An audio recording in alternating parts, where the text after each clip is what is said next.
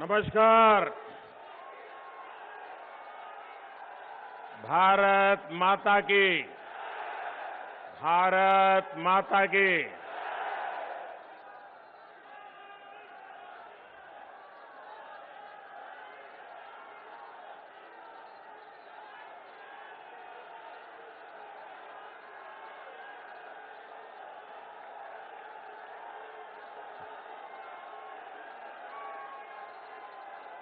मैं सोच रहा था,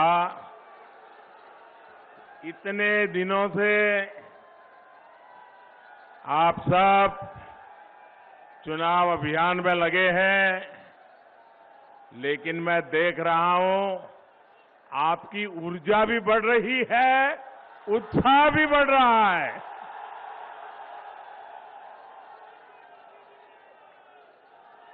दिसंबर महीने में मैं कानपुर शहर में मेट्रो का लोकार्पण करने के लिए आया था और मैंने देखा हजारों हजारों लोग, माताएं बहनें मुझे आशीर्वाद देने के लिए आए हुए थे। आज कानपुर देहात भी हम सभी पर ऐसा ही स्नेह दिखा रहा है। आपका ये प्यार ही मुझे निरंतर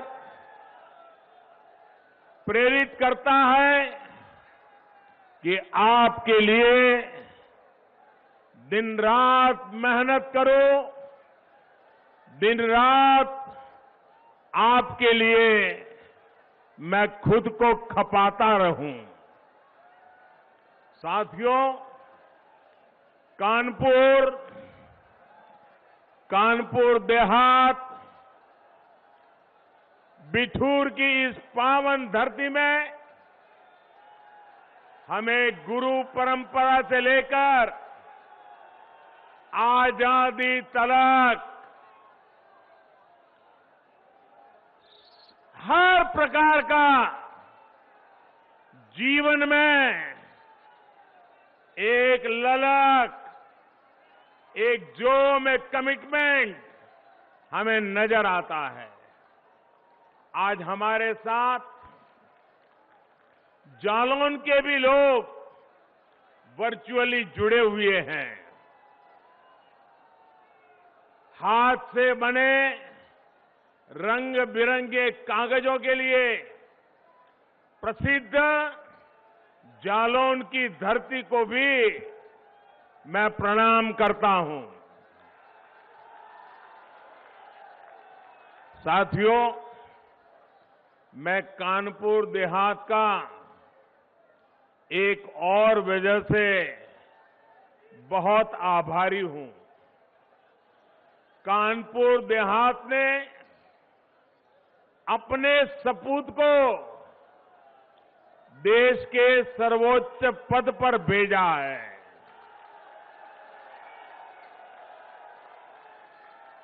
मैं जब भी हमारे आदरणीय राष्ट्रपति जी से मिलने जाता हूं तो वो मुझसे आप लोगों के बारे में, कानपुर देहात जिले के जीवन के बारे में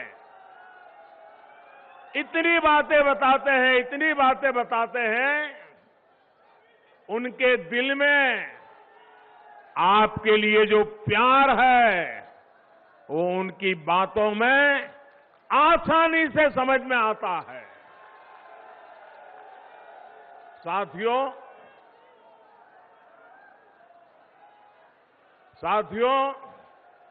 आज उत्तर प्रदेश में दूसरे चरण और उत्तराखंड में और गोवा में मतदान हो रहा है। मैं सभी मतदाताओं, विशेषकर फर्स्ट टाइम वोटर्स से आग्रह करता हूं कि ज्यादा से ज्यादा संख्या में वोट देने का उनका ये पहली बार मौका, उस मौके को जाने न दे, ताकि अपने जीवन में उनको याद रहेगा कि कितनी छोटी उम्र में पहला वोट डाला था। आज उत्तराखंड में भी चुनाव हो रहा है, आज गोवा में भी चुनाव हो रहा है, और अब जब गोवा में चुनाव हो रहा है तो मैं देश के मतदाताओं के सामने, और विशेषकर जहां चुनाव चल रहा है वहां के मतदाताओं को भी एक बात से अवगत कराना चाहता हूं। मैंने कल गोवा के एक अखबार का इंटरव्यू देखा। देखिए, चुनाव गोवा में चल रहा है और टीएमसी, ममता बनर्जी की पार्टी, उनके एक नेता, उसने गोवा में, वो चुनाव पहली बार लड़ रहे हैं, और उनको पूछा गया कि यहां आपकी पार्टी का कोई वजूद तो है नहीं, आप यहां चुनाव लड़ने क्यों आए हो? तो उन्होंने क्या जवाब दिया? वो जवाब देश के इलेक्शन कमीशन के लिए भी गौर करने जैसा है, हिंदुस्तान के मतदाताओं को भी गौर करने जैसा है, और मेरे उत्तर प्रदेश के मतदाताओं को भी गौर करने जैसा है। क्या जवाब दिया? बंगाल की टीएमसी पार्टी जो गोवा में चुनाव लड़ने गई है, वो कहती है हमने तो उस पार्टी से इसलिए गठबंधन किया है क्योंकि हम गोवा में हिंदू वोटों को बांटना चाहते हैं। आप देखिए, ये हिम्मत, क्या ये लोकतंत्र, ये सेकुलरिज्म है क्या? आप खुलेआम कहें कि हम हिंदू वोटों को बांटना चाहते हैं, तो आप किसके वोट इकट्ठा करना चाहते हो? ये भेदभाव, क्या ये भाषा लोकतंत्र की है क्या? मैं गोवा के मतदाताओं को कहना चाहता हूं, ये मौका है इस प्रकार की राजनीति को दफना देने का।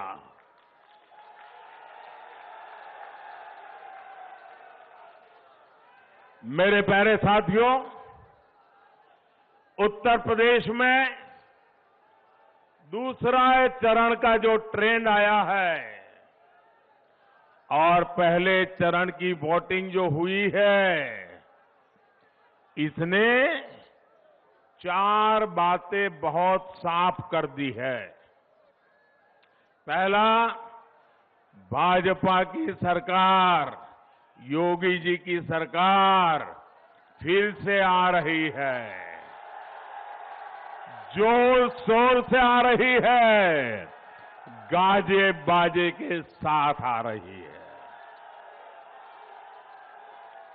दूसरा, हर जाति, हर बिरादरी के लोग, हर वर्ग के लोग बिना बटे,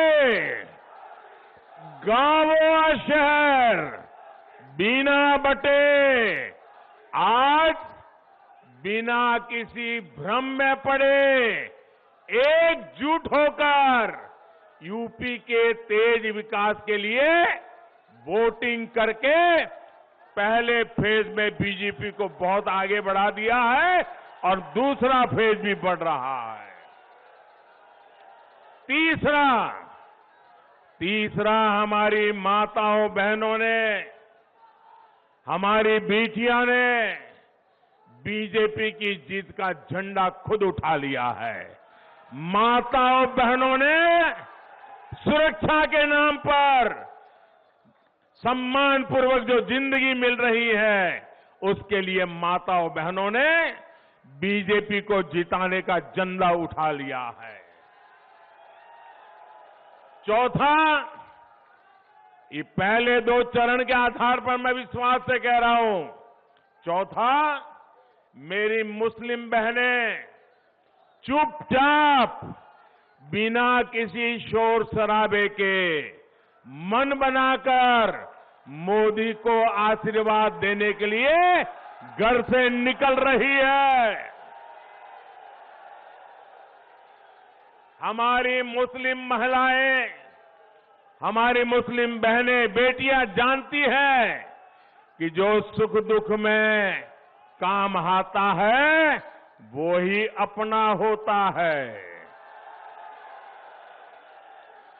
इन 4 बातों ने इन गौर परिवारवादी लोगों का चारों खाने पर चित्त कर दिया है भाइयों, उनको पराजित कर दिया है।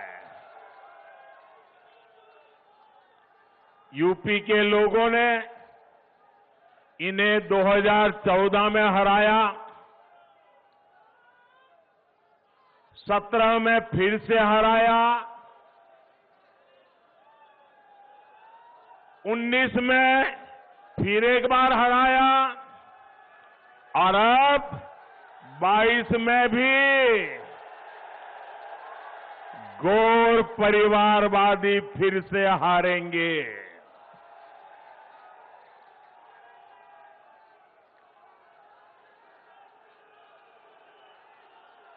इस बार उत्तर प्रदेश में रंगों वाली होली 10 दिन पहले ही मनाई जाएगी।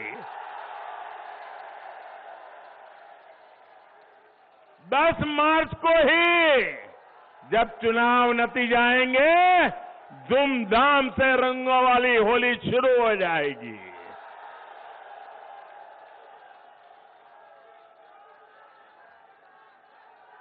भाजपा की प्रचंड जीत की खुशी मनेगी। हर बार ये लोग चुनाव में आते हैं तो नया पार्टनर लेकर के आते हैं, नया साथी लेकर के आते हैं। नए साथी के कंधे के भरोसे चलने की कोशिश करते हैं। आप लोग ऐसा लोगों पर विश्वास करेंगे कि जो हर चुनाव में जिस साथी को लाते हैं उसको भी धक्का मार करके निकाल देते हैं, दूसरे चुनाव में दूसरा साथी लाते हैं, तीसरे चुनाव में तीसरा साथी लाते हैं। जो साथी बदलते हैं वो आपका साथ देंगे क्या? वो आपका साथ देंगे क्या? जो चुनाव में साथ जिएंगे साथ मरेंगे के वादे करते हैं, चुनाव समाप्त होते ही लात मार देते हैं, वो आपका भला करेंगे क्या? अरे जो अपने साथियों पे भरोसा नहीं करते वो आप पे भरोसा करेंगे क्या? आपका भला करेंगे क्या? आपको साथ देंगे क्या? तो ऐसे लोगों पर हम भरोसा कर सकते हैं क्या? ऐसे लोगों के साथ हम चल सकते हैं क्या? जो सिर्फ गौर परिवार का भला करना चाहते हैं, वो कभी हमें के युवाओं का भला करेंगे क्या? यहां की माताओं बहनों का भला करेंगे क्या? यहां की बेटियों का भला करेंगे क्या? और इसलिए भाइयों बहनों, मैं आपसे आग्रह करने आया हूं, सारी समस्याओं का समाधान विकास में ही है, हमें विकास के रास्ते पर चलना है।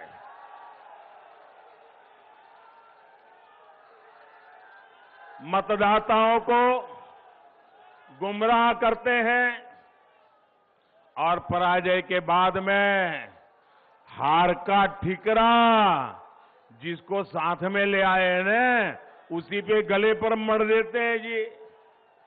आप देखिए 10 मार्च के बाद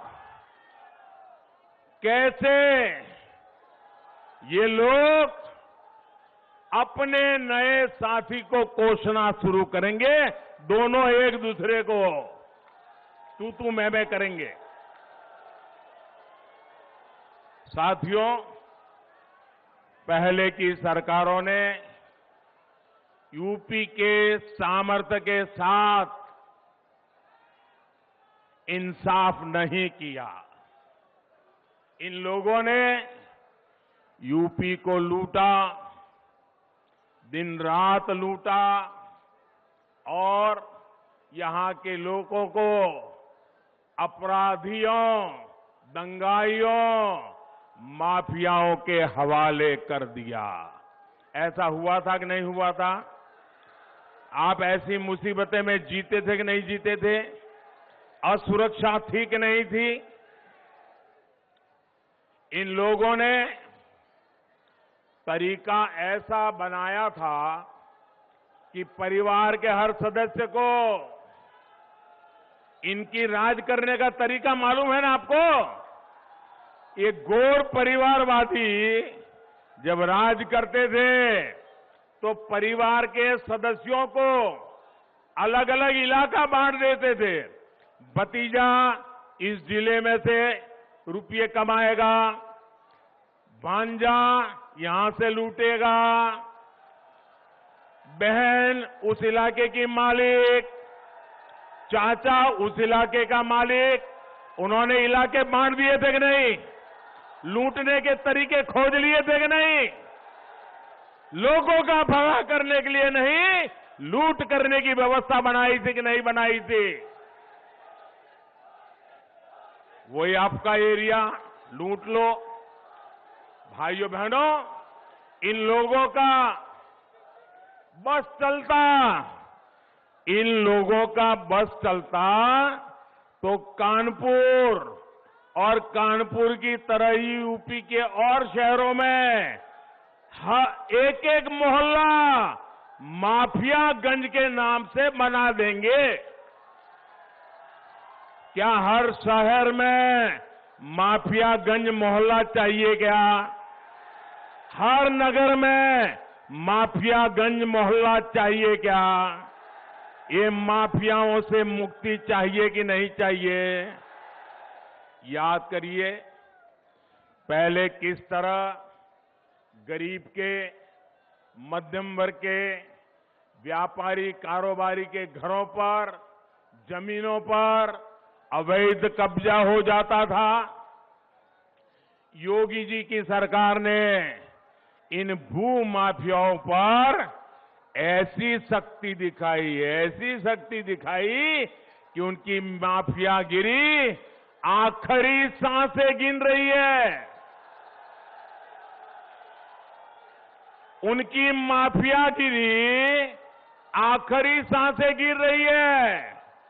अगर उनको सपा जैसा डॉक्टर मिल गया तो फिर से सांसें दौड़ने लग जाएगी।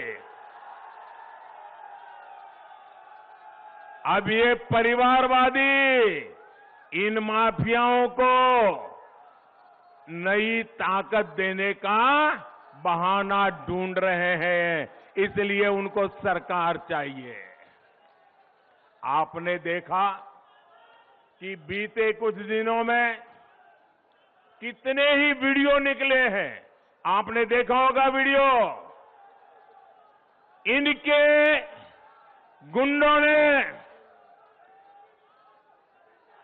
उनकी जो वीडियो आई है, उन्होंने पत्रकारों को भी छोड़ा नहीं है। भाइयों बहनों, पत्रकारों को भी बुरी तरह से पीटा है, क्योंकि उस पत्रकार ने सच बोलने की हिम्मत दिखाई है। यूपी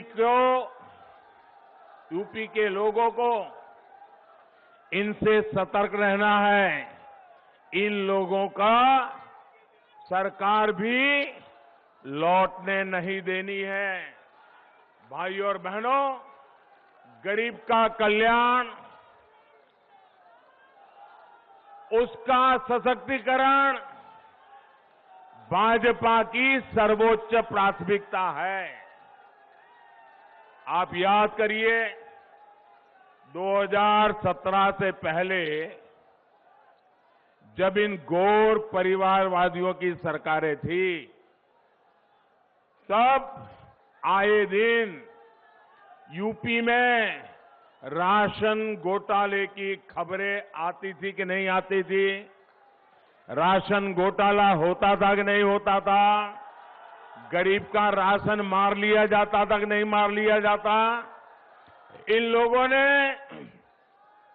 लाखों फर्जी राशन कार्ड बनाकर राशन माफियाओं का दानव ऐसा पैदा कर दिया था जो गरीब को भूखे रहने के लिए मजबूर करता था।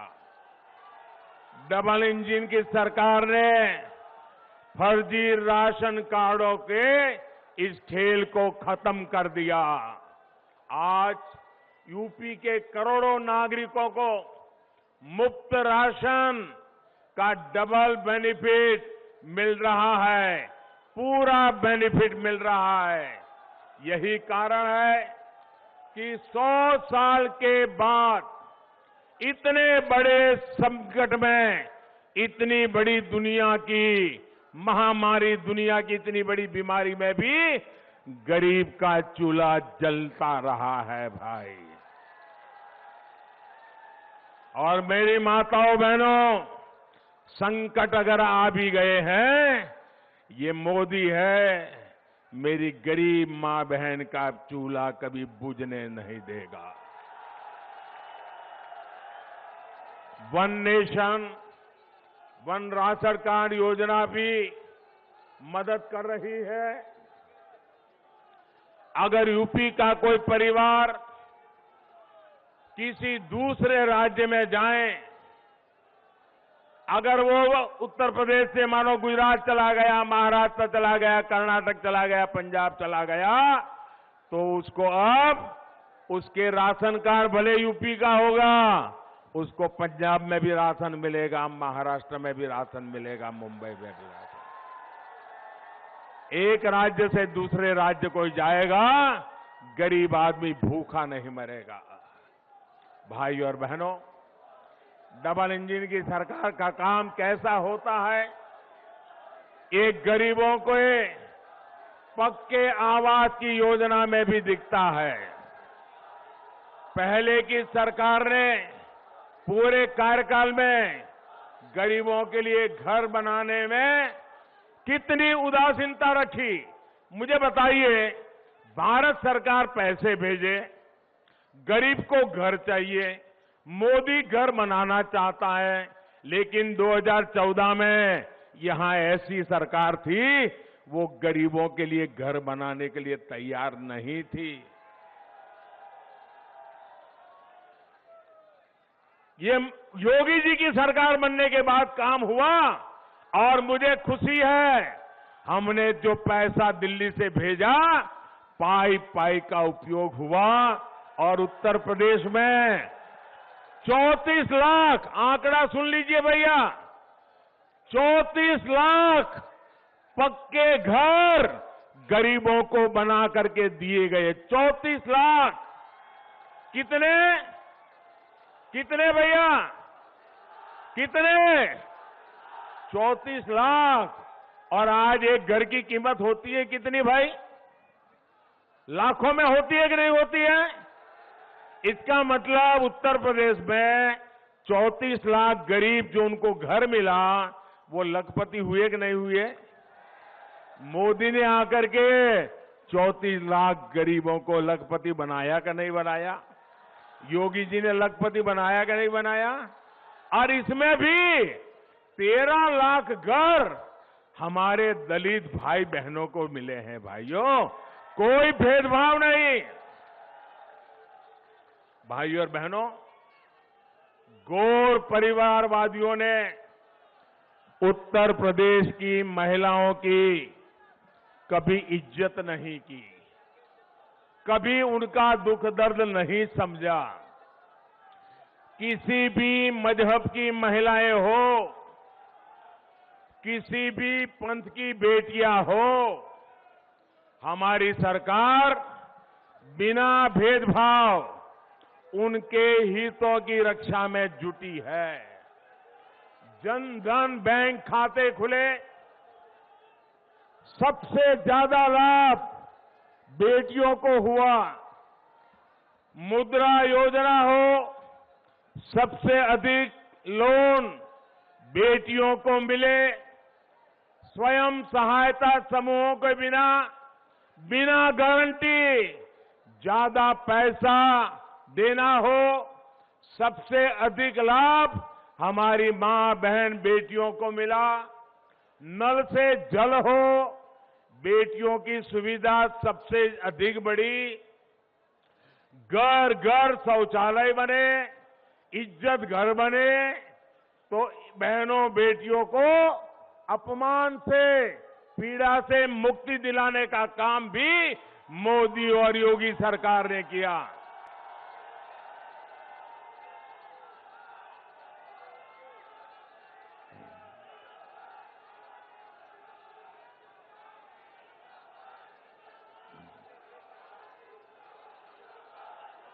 जिस पीएम आवास योजना के बारे में मैंने अभी बताया, उसमें जो घर दिए जा रहे हैं, उसमें ज्यादातर महिलाओं के ही नाम, और सबसे बड़ी बात, योगी जी की सरकार की शक्ति से मनचलों, गुंडों, दबंगों, दंगाइयों में जो डर पैदा हुआ है, वो हमारी बहन बेटियों के हौसले को बुलंद करने में बहुत उपयोगी है। और इसलिए यूपी की हर बहन बेटी कह रही है, यूपी के लिए योगी उपयोगी है। और साथियों, महिलाओं के लिए जो काम हमारी सरकार ने किया है, उसकी बहुत बड़ी लाभार्थी मुस्लिम बहन बेटियां भी हैं। हमारी मुस्लिम बेटियों को भी पढ़ाई के लिए जाते समय रास्ते के मनचलों की वजह से बहुत दिक्कत होती थी।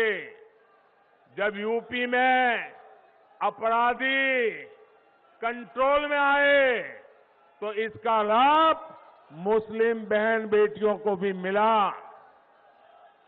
मुझे खुशी है कि पिछले 7 सालों में स्कूल में, कॉलेजों में मुस्लिम बेटियों की संख्या भी बढ़ रही है। मेरा निरंतर प्रयास रहा है कि कैसे अपनी मुस्लिम बहन बेटियों का जीवन मैं आसान बना सकूं। आप कल्पना कर सकते हैं, आप जरा कल्पना करिए, हर पुरुष कल्पना करे। मैं जो बात बताता हूं, मैं मुसलमान पुरुषों की भी कहता हूं, आप जरा कल्पना कीजिए, मायके से अगर औरत खाली हाथ लौटती है, तो फटाक से 3 तलाक दे दिया जाए। ससुराल से पत्नी बाइक लेकर के नहीं भाई, तो 3 तलाक दे दी जाए। ससुराल से अपनी पत्नी सोने की चेन लेकर के नहीं आई, तो 3 तलाक दे दो। घड़ी मंगवाई, घड़ी नहीं आई, 3 तलाक दे दो। मोबाइल मंगवाया, मोबाइल नहीं आया, 3 तलाक दे दो। कोई भी छोटी सी बात पर तलाक तलाक तलाक कहकर मुस्लिम महिलाओं का पूरा जीवन बर्बाद हो जाता था। और सिर्फ उस मुस्लिम महिला का ही नहीं, आप उस बेटी के पिता का दर्द समझिए, उस बेटी की मां का दर्द समझिए।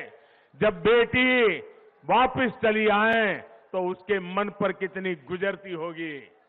वो हमेशा इस डर में जीती थी कि कहीं बेटी 3 तलाक ना हो जाए। साथियों, आज देश की हर मुस्लिम बहन बेटी के पास 3 तलाक के खिलाफ कानून की सुरक्षा हमने दी है। एक रिपोर्ट में सामने आया है,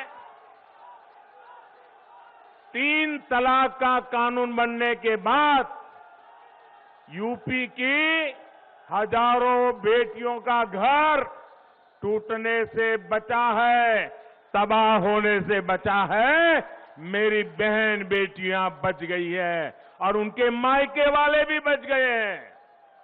गौर परिवारवादियों ने किसानों और खासकर छोटे किसानों को भी हमेशा धोखा दिया है। ऐसे छोटे किसानों की चिंता पूरे देश में सिर्फ और सिर्फ भारतीय जनता पार्टी कर रही है। हमने छोटे किसानों के लिए पीएम किसान सम्मान निधि शुरू की, उसके बैंक खाते में सीधे पैसे भेजना शुरू किया। हमने फसल बीमा के नियमों में बदलाव किया, उनके लिए विशेष हमने पेंशन योजना शुरू की। हम किसानों के क्रेडिट कार्ड के दायरों को बढ़ा करके पशुपालन करने वालों को, मछली पालन करने वालों को भी हमने किसान क्रेडिट कार्ड का लाभ दिया। हम उत्तर प्रदेश में डेयरी सेक्टर को भी तेजी से विस्तार कर रहे हैं। ये डेयरी प्लांट अपनी बिजली की जरूरत गोबर से बनी बायोगैस से पूरी कर सके, इसकी भी व्यवस्था की जा रही है। इससे किसान को आय का एक और अतिरिक्त विकल्प मिलेगा और दूध न देने वाले पशुओं का उनको गोबर बेच करके भी कमाई का एक नया विकल्प हम पूरे उत्तर प्रदेश में देने जा रहे हैं। बूढ़ा पशु भी किसान को, पशुपालक को आय कराएगा। योगी जी की सरकार पहले ही ऐसे बेसहारा पशुओं के लिए गौशालाओं के निर्माण में पूरी ईमानदारी से काम कर रही है। 10 मार्च को दोबारा सरकार बनने के बाद इस अभियान को और गति दी जाएगी ताकि किसानों को कोई दिक्कत न हो। भाइयों और बहनों,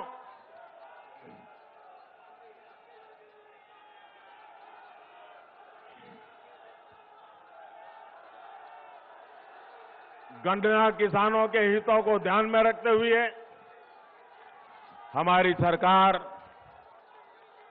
बायोफ्यूल के इस्तेमाल को भी लगातार बढ़ा रही है। यूपी के किसानों को हजारों सोलर पंप ये भी हम मुहैया करा रहे हैं। जब खेत में ही सोलर पावर से बिजली पैदा होगी तो आप अंदाज कर सकते हैं कि किसान का कितना लाभ होने वाला है, कितना पैसा बचने वाला है। हमारी कोशिश है हमारा अन्नदाता ऊर्जा दाता भी बने, इसके लिए भी हम काम कर रहे हैं। इस बार भाजपा ने संकल्प पत्र जारी किया है, उसमें भी बिजली से लेकर खेती किसानी से जुड़े बड़े संकल्प लिए गए हैं। 10 मार्च को सरकार बनने के बाद इन संकल्पों पर तेजी से काम किया जाएगा। भाजपा सरकार गंगा जी के किनारे बसे लोगों में प्राकृतिक खेती, केमिकल फ्री खेती को भी प्रोत्साहन दे रही है। भाइयों और बहनों, आज भाजपा की डबल इंजन सरकार यूपी को आधुनिक सुविधाएं देने में भी जान से जुटी हुई है। आप सोचिए, अगर इनकी सरकार होती तो यहां से गुजरने वाले यहां पर जो डेडिकेटेड फ्रेट कॉरिडोर इतनी तेजी से आगे बढ़ता क्या? अगर इनकी सरकार होती तो क्या पूर्वांचल एक्सप्रेसवे, बुंदेलखंड एक्सप्रेसवे इतनी तेजी से काम कर पाता क्या? कोरोना काल में भी कानपुर मेट्रो पर कितनी तेजी से काम किया गया, ये आपने भी देखा है। इनके रहते क्या यहां डिफेंस कॉरिडोर के निर्माण संभव हो पाते? इन लोगों ने जो फिरौती का, गुंडागर्दी का, कर्फ्यू का माहौल यहां बनाया था, दंगों का माहौल यहां बनाया था, लगभग कौन यहां निवेश करने आता? साथियों, माफियावादियों ने कानपुर में उद्योगों को तालाबंदी की तरफ धकेला। डबल इंजन सरकार कानपुर में मेगा लेदर पार्क बना रही है। जो पहले सरकारों में थे, इन्होंने विदेशी आयात को प्राथमिकता देकर जालौन के कागज उद्योग को भी बर्बाद कर दिया था। लेकिन योगी जी की सरकार ने कागज उद्योग के साथ जालौन के मटर को भी वैश्विक पहचान दिलाने के लिए कदम उठाए हैं। आज जब मोदी देश में वोकल फॉर लोकल, लोकल के लिए वोकल होने की अपील करता है, तो उसके पीछे आप जिन उद्योगों से जुड़े हैं, आपके उद्योगों को ताकत देने का हम काम कर रहे हैं। कुटीर उद्योगों का सामर्थ्य बढ़ाने के लिए काम कर रहे हैं। सबका साथ, सबका विकास, यही हमारा मंत्र है, यही हमारा संकल्प है। लेकिन इसके लिए सबका प्रयास भी आवश्यक है। आपके एक एक वोट का योगदान बहुत आवश्यक है। इसलिए याद रखिए भाइयों बहनों, आज इस सभा के बाद आप घर घर जाएंगे। आप इस सभा के बाद घर घर जाएंगे, घर घर जाएंगे, घर घर जाएंगे। हर परिवार को मतदान के लिए समझाएंगे, ज्यादा से ज्यादा मतदान करवाएंगे, भाजपा के कमल पे वोट डलवाएंगे, योगी जी की सरकार बनाएंगे, पक्का करेंगे। कमल निशान, कमल निशान, कमल निशान, ये घर घर पहुंचाएंगे। पहले मतदान, फिर जलपान, और कोई काम पहले नहीं करेंगे, पहले मतदान करेंगे। आप सबका बहुत बहुत आभार, बहुत बहुत धन्यवाद। भारत माता की, भारत माता की, भारत माता की।